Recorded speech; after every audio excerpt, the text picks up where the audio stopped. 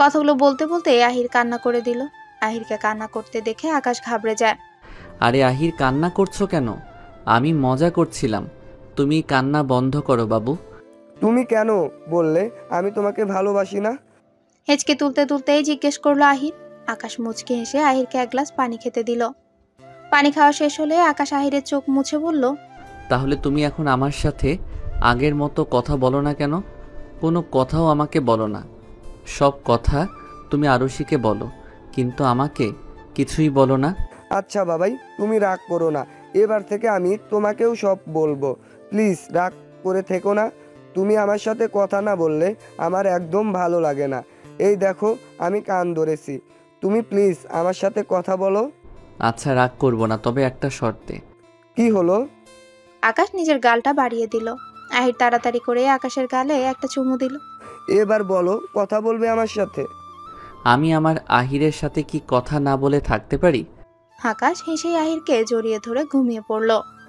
তাড়াতাড়ি তৈরি হচ্ছে আরশি। বাইরে আকাশ আর আহির তার জন্যই অপেক্ষা করছে। আজকে আহিরের স্কুলে বার্ষিক ক্রীড়া প্রতিযোগিতার অনুষ্ঠিত হবে। যেহেতু আহির পুরস্কার পাবে এবং এবার আহিরও যেতে অনেক আগ্রহী, তাই আকাশ আজ সব কাজ বাদ দিয়ে আহিরের সাথেই সময় কাটানোর সিদ্ধান্ত নিয়েছে।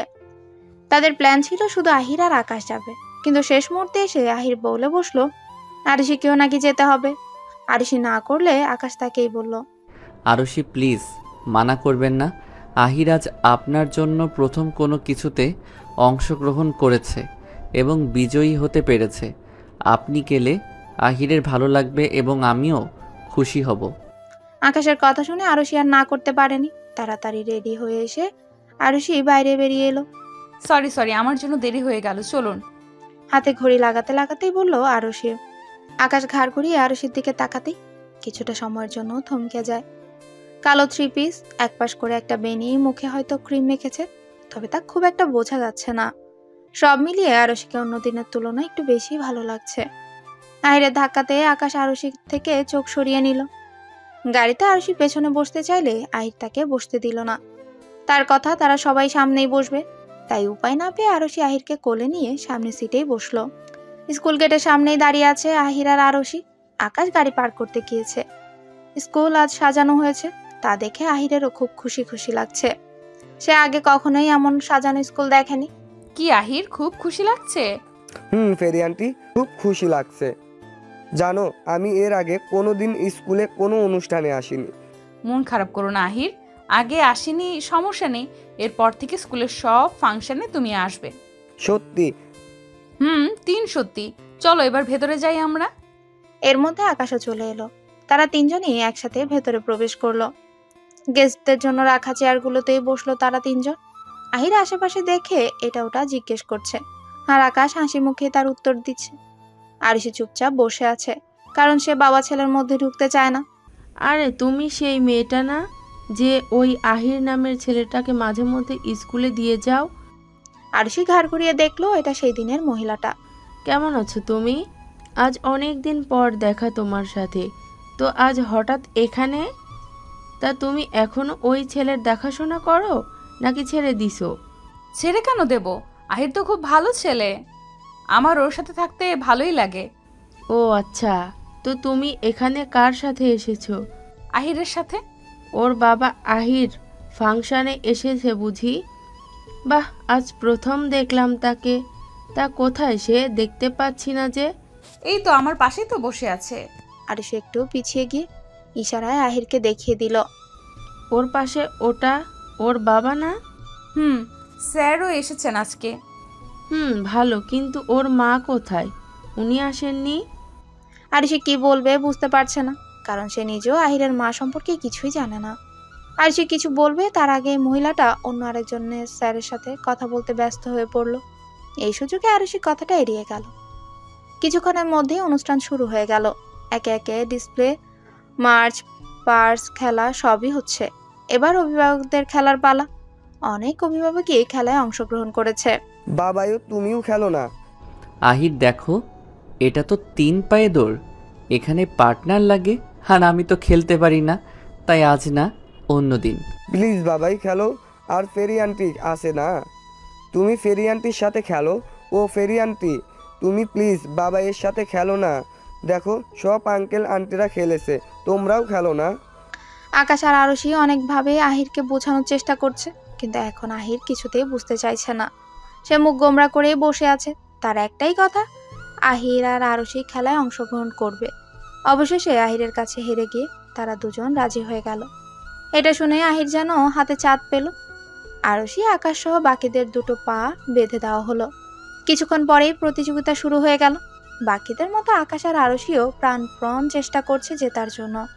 আহির দাঁড়িয়ে তাদের চেয়ার আপ করছে। বাবাই, ফেরি আন্টি তাড়াতাড়ি দৌড়াও, বাকিরা পৌঁছে যাচ্ছে, তাড়াতাড়ি দৌড়াও। তালি দিতে দিতেই বলল আহির। তবে অনেক চেষ্টা করেও আরশি আর আকাশ খেলায় জিততে পারেনি।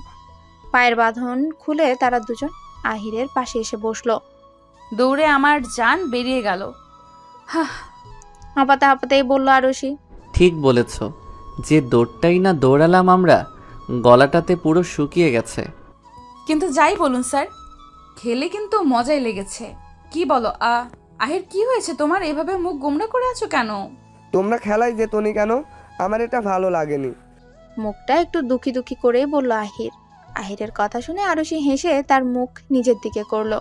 শোনো আহির, সব কিছুতেই ভালো মন্দ দুটোই থাকে, তেমনি থাকে হার জিত। সবাই যদি খেলায় জেতে তাহলে হারবেটাকে, যদি হার না থাকতো তাহলে জেতার যে আনন্দ সেটা কেউ বুঝতো না। আর যদি হার না থাকতো তাহলে কেউ জেতার মূল্য বুঝতে পারতো না। জেতার মধ্যে যেমন একটা আলাদা আনন্দ থাকে, তেমনি হেরে যাওয়ার মধ্যেও একটা সুপ্ত আনন্দ থাকে। তাই হেরে গেলে মন খারাপ করে নয়, বরং সেই হার আমাদের কি শিখিয়েছে সেটা বিবেচনা করে আমাদের ভবিষ্যতে আরো ভালো কিছু করতে হবে। বুঝতে পেরেছো? বুঝতে পেরেছি ফেরি আন্টি। এই তো গুড বয়। আচ্ছা তুমি বসো, আমি একটু ওয়াশরুম থেকে আসছি। স্যার, আহিরের খেয়াল রাখবেন। আকাশ এতক্ষণ মনোযোগ দিয়ে আরশির কথা শুনছিল। আরশির ডাকে সে তার দিকেই ফিরে তাকালো। আরে জানেন ভাবি, ওই যে মেয়েটার সাথে প্রতিযোগিতায় খেলেছিল, সে তো ওখানে দেখাশোনা করে। কি বলছেন ভাবি? আমি তো আরও ভেবেছিলাম ওটা ওর মা। ওই ছেলের কি মানেই নাকি? কি জানি, মনে তো হচ্ছে নেই। থাকলে কি আর আসতো না? দেখুন গিয়ে ভাবি, আবার এটা নয় তো যে মা ছেলে আর স্বামীকে ফেলে অন্য কারোর সাথে পালিয়ে গিয়েছে? হতে পারে, আজকালকার যুগে এগুলা তো হচ্ছে। ওই যে মেয়েটা আছে না, মেয়েটা কিন্তু ভালো, ছেলেটার যত্ন করে দেখলাম। তাই নাকি? কিন্তু আমার মনে হচ্ছে মেয়েটারও কোনো উদ্দেশ্য আছে। আজকাল উদ্দেশ্য ছাড়া কেউ কোনো কাজ করে না। হতে পারে। ওর মা নেই আর মেয়েটা সেটারই সুযোগ নিচ্ছে। কিন্তু আমার তো মেয়েটাকে দেখে সেটা মনে হয়নি। দেখে তো ভদ্র সভ্য মনে হয়েছে, কথাবার্তাও খুব সুন্দর। আরে ভাবি, এখনকার মনে কি চলে তা কি বোঝা যায়? দেখুন গিয়ে, নাকি ওই মেয়ে আবার ওনার প্রেমিকা? হতেই পারে এটা ওদের অবৈধ সন্তান। আসতে বলুন ভাবি, কেউ শুনে ফেলবে। আর বাচ্চাটাও কীরকম নিজের মা সম্পর্কে জিজ্ঞেস করলেই চুপ হয়ে যায়। বাচ্চাটাকে দেখলেই আমার ভুতুড়ে বাচ্চা লাগে। তাই নাকি? বিশ্বাস নেই। হতেও পারে কালো জাদু করে কিছু করেছে। তার জন্যই তো আমি আমার বাচ্চাকে বলে দিয়েছি ওই বাচ্চা থেকে যেন সব সময় দূরে দূরে থাকে। তাহলে আমিও আমার বাচ্চাকে বলবো। আর আমিও, সাবধানের মার নেই, যদি আসলেই কোনো ভূতের বাচ্চা হয়। আরশি আর কিছু শুনলো না, সে চুপচাপ সেখান থেকে সরে গেল। আরশি ভালোভাবে বুঝতে পেরেছে তারা আহিরের কথাই বলছিল। তাদের ভাবনা চিন্তা দেখে আরশি ভীষণ অবাক। কেউ কারো সম্বন্ধে এমনটা ভাবতে পারে ভেবেই সে অবাক হলো। আরশি, কি হয়েছে তোমার? ঠিক আছো তো তুমি? ফেরি আন্টি, কি হয়েছে তোমার? চিন্তিত স্বরে জিজ্ঞেস করলো আহির। আরশি মাথা নাড়িয়ে তাদের কিছু হয়নি বলল, কারণ সে তো আর বলতে পারবে না যে সে কি শুনেছে। প্রতিযোগিতায় বিজয়ীদের পুরস্কার দেওয়ার পর্ব শুরু হয়ে গেছে। আহির পুরস্কার হিসেবে মোটামুটি বড় সাইজের একটা রং বক্স পেয়েছে। পুরস্কার পেয়ে তো আহির বেজায় খুশি। হ্যালো মিস্টার আকাশ। আকাশ পেছন ফিরে দেখে আহিরের ক্লাস টিচার মিস লিমা দাঁড়িয়ে আছেন। হ্যালো মিস লিমা, কেমন আছেন আপনি? আমি বেশ ভালো আছি, আপনি কেমন আছেন? আমিও ভালো আছি। বেশ অনেকদিন পর আপনাকে দেখলাম। আহির তো এবার ড্রয়িং প্রতিযোগিতায় অংশগ্রহণ করেছে আর সে বেশ ভালো করেছে। আপনি এভাবে ওকে সাপোর্ট করতে থাকুন, আশা করি সে বাকি বাচ্চাদের মতো নর্মাল বিহেভ করবে। টিচার, আমি এখন আহিরকে যথাসাধ্য সময় দেওয়ার চেষ্টা করছি। তবে আহিরের এই প্রাপ্তির পেছনে আর নয়, বরং আরশির অবদান বেশি। সে আহিরকে উৎসাহিত করেছে এবং তাকে স্বাভাবিক হতে সাহায্য করছে। বাহ, তাহলে তো খুব ভালোই। তো মিস আরশি কোথায়? এই তো আরশি উনি হচ্ছে মিস লিমা, আহিরের ক্লাস টিচার। Hello teacher. আহিরের মধ্যে আমি অনেক পরিবর্তন লক্ষ্য করছি বেশ কিছুদিন ধরে। আগে সে সবসময় চুপচাপ বসে থাকতো, কোনো কিছুতেই সে ছিল না, সবসময় একা থাকতো। কিন্তু এখন সে কিছু জিজ্ঞাসা করলে মোটামুটি ভালোই উত্তর দিতে পারে। এখন সে অন্য বাচ্চাদের সাথেও মিশেছে আস্তে আস্তে। মিস্টার আকাশের কথা অনুযায়ী আপনি ওকে সাহায্য করছেন নর্মাল বিহেভ করার জন্য। আশা করি আহির ভবিষ্যতে আরও বিভিন্ন কিছুতে অংশগ্রহণ করবে। আমি চেষ্টা করব যেন ও সব কিছুতে অংশগ্রহণ করে। টিচার আকাশের সাথে আরো দু একটা কথা বলে চলে যান। অনুষ্ঠান শেষে আরশি ভেবেছিল তারা বাড়ি যাবে এখন, কিন্তু তাকে ভুল প্রমাণিত করে দিয়ে আকাশ একটা রেস্টুরেন্টের সামনে এসে গাড়ি থামায়। স্যার, রেস্টুরেন্টের সামনে গাড়ি দাঁড় করালেন যে? আজ যেহেতু আমি সারাদিন আহিরের সাথে থাকবো চিন্তা করেছি, তাই ভাবলাম আজ বাইরেই দুপুরের খাওয়া দাওয়াটা করি। তাহলে আপনি আহিরকে নিয়ে ভেতরে যান, আমি রিক্সা নিয়ে চলে যাব। না, এটা তো হচ্ছে না, তুমিও যাবে আমাদের সাথে। কিন্তু স্যার, আমি আপনাদের পার্সোনাল টাইমের মধ্যে কি করব? না, আমি কোনো কথা শুনছি না, তোমাকে যেতেই হবে। আকাশের জোড়াজোড়িতে আরশি না পেরে তাদের সাথে যেতে রাজি হয়ে গেল। দৌড়ঝাঁপ করার কারণে ক্লান্তিতে আহির অনেক আগে ঘুমিয়ে পড়েছে। আরশি আহিরকে ঘুম থেকে তুলল। ঘুমো ঘুমো চোখে আহির গাড়ি থেকে বেরিয়ে এলো। আকাশ আহিরকে কোলে তুলে ভেতরে প্রবেশ করলো। স্যার, আপনি খাবার অর্ডার করুন, আমি আহিরকে মুখ ধুইয়ে আনছি। ঘুম ঘুম ভাব থাকলে সে কিছুতেই খেতে পারবে না। আরশি আহিরকে নিয়ে ওয়াশরুমে চলে গেল। কিছুক্ষণ পরে এসে তারা দেখলো খাবার অলরেডি চলে এসেছে। আরশি আহিরকে খাইয়ে দিতে চেয়েছিল, কিন্তু আহির নাকি এখন নিজেই খাবে। তাই তো আরশি আর কিচ্ছু না বলে চুপচাপ খেতে লাগলো।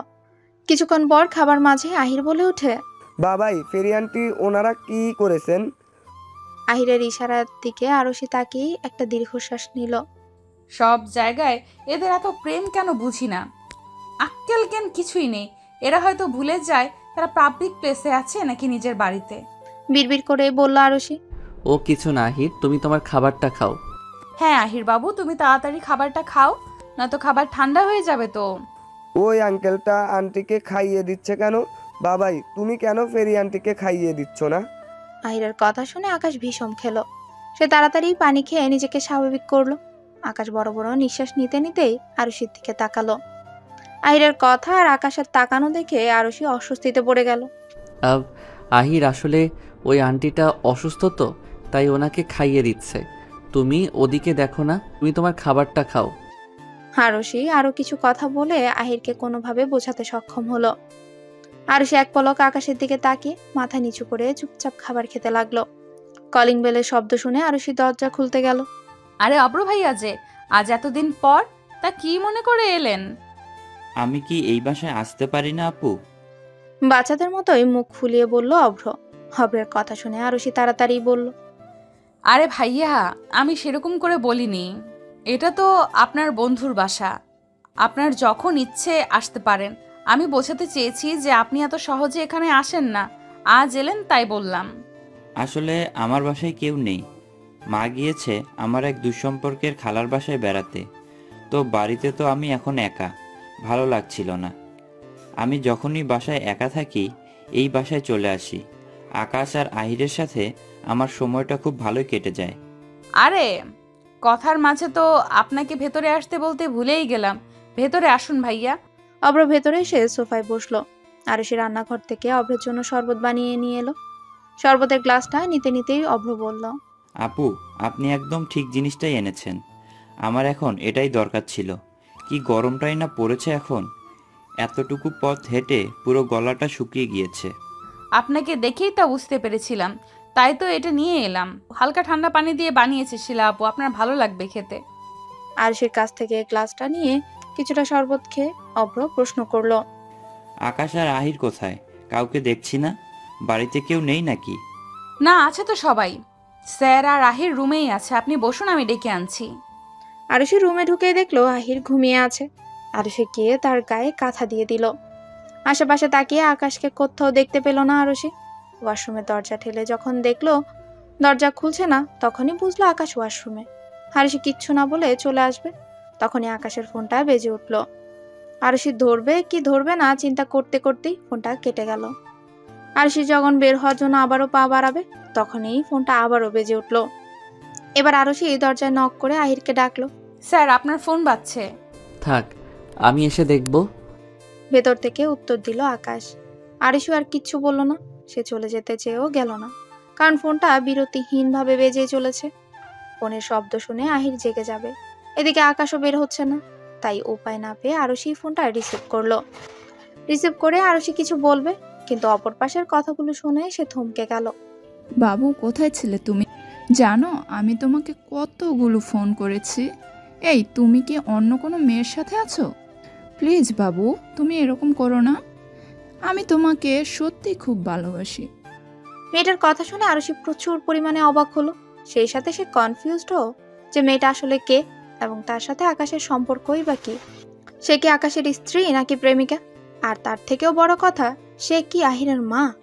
মেয়েটা নানা কথাই বলে যাচ্ছে, কিন্তু আরুষি চুপচাপ তা শুনে যাচ্ছে। আরে অভ্র যে, অনেকদিন পর তোমাকে দেখলাম। কেমন আছো তুমি? আর তোমার মা কেমন আছেন? সবাই ভালো আছে আপু। তুমি কেমন আছো? খাওয়া দাওয়া ঠিকভাবে করো তো? তার বলতে, তুমি তো জানোই স্যার কত ভালো। উনি থাকতে তোমার মনে হয় আমার কোনো সমস্যা হবে না। তো তুমি এই সময় এইখানে যে, কোনো সমস্যা? সমস্যা মানে? বিরাট সমস্যা। আমার প্রাণের আম্মাজান, মানে তোমার খালা, আমার কোন দুঃসম্পর্কের এক খালার বাসায় বেড়াতে গিয়েছে। তো তুমি গেলে না যে? আরে, আমি কি যেতে চাইনি ভেবেছ? আমি চেয়েছিলাম তো যেতে। মাকে কত করে বলছি, আম্মাজান তুমি আমাকে একা এই ভূত প্রাসাদে ফেলে কি করে যেতে পারো? তোমার কি আমার জন্য, তোমার এই নাদান অবুঝ শিশুর জন্য কি তোমার একটু দয়া হয় না? খালা এরপর কি বললো? উৎসুক হয়ে জিজ্ঞেস করলো শিলা। বলল, না হয় না। তোর মতো দামড়া ছেলের জন্য আবার কিসের দয়া মায়া? যা চুপচাপ বসে থাক, আমাকে ডিস্টার্ব করিস না। কিন্তু খালা কেন আপনাকে নিয়ে গেল না? এরপর অভ্র যা বললো তা শুনে শিলা হাসবে না কাঁদবে কি করবে সেটাই বুঝে উঠতে পারছে না।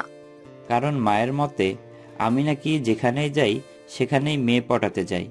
ওখানে গেলেও নাকি কোনো মেয়েকে লাইন মারবো, এই ভয়ে মা আমায় নিজের সঙ্গে নিয়ে গেল না। অভ্রের কথা শুনে শিলার হাসি পেলেও সে নিজেকে সংযত করলো। আপু তুমি বলো, আমি কি এরকম? তুমি তো জানো আমি কত ভালো। আমি কি মেয়েদের লাইন মারি নাকি? উল্টো তারাই আমার সুন্দর মুখখানা দেখে লাইন মারতে আসে। দুঃখী দুঃখী ভাব নিয়ে বলল অভ্র। আরে না না অভ্র, কে বলেছে তুমি এরকম? তুমি তো অনেক ভালো, সাদাসিধা একদম। খালা ভুল বলেছে। এরপর আমার খালার সাথে দেখা হলে আমি তাকে অবশ্যই বলবো এই কথাটা। কি জানি মা কখন আসবে। আমার ওই ভূত প্রাসাদে একা একা থাকতে একদম ইচ্ছে করে না। একা থাকতে ইচ্ছে না হলে একটা বিয়ে করে বউ নিয়ে এসো। না। চিৎকার করেই বলে উঠল অভ্র। অভ্রের চিৎকার শুনে শিলা ছিটকে দূরে সরে গেল। কি হয়েছে? আমি কোনো বিয়ে টিয়ে করবো না। বিয়ে মানেই ঝামেলা। আমার টাকা আমার কাছে অনেক প্রিয়। বিয়ে করে আমি আমার সাধের টাকাগুলোকে নিজের থেকে আলাদা করতে চাই না।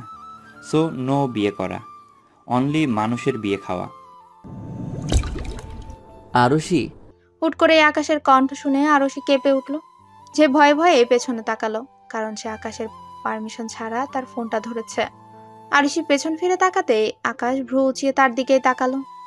আসলে আপনার ফোনটা অনেকবার রিং হচ্ছিল। আহির ঘুমিয়েছিল আর আপনিও বের হচ্ছিলেন না, তাই আমি ফোনটা রিসিভ করেছিলাম। আরুষির কথা শেষ হতেই আকাশ তার হাত বাড়িয়ে দিল ফোন দেওয়ার জন্য। আরুষি তাড়াতাড়ি ফোনটা আকাশকে দিয়ে দিল। আরুষির কথা শেষ হওয়ার আগেই আকাশ ফোনটা নিয়ে বারান্দায় চলে গেল। আরুষি আর কিচ্ছু না বলে আহিরের দিকে তাকিয়ে রুম থেকে বেরিয়ে এলো। বের হতে হতে ও শুনতে পেল আকাশ বলছে, আরে বেবি কি বলছো তুমি? আমি তো শুধু তোমাকেই ভালোবাসি। আরুষি নিচে এসে দেখতে পেল অভ্র সোফায় বসে টিভি দেখছে। আরুষিকে দেখে অব্র টিভির সাউন্ডটা ছোট্ট করে দিয়ে জিজ্ঞেস করলো, আকাশ কোথায় আপু? আর আহির এলো না যে? আহির ঘুমাচ্ছে ভাইয়া, আর স্যার কারোর সাথে ফোনে কথা বলছে।